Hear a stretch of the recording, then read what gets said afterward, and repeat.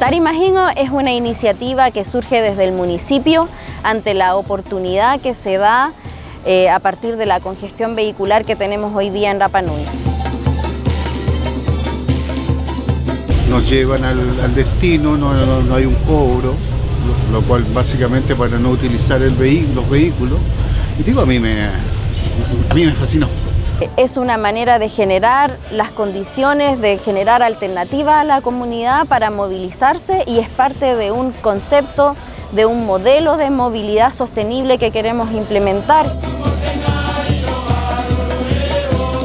Excelente, buenísimo, hay que fomentar dejar el auto en la casa, hay que reducir la cantidad de vehículos, increíble para los turistas, venía lleno, el servicio increíble y nada, pues, hay que ojalá se concretara que en todo el año existiera este servicio para la gente de la comunidad y así descongestionar nuestra linda isla.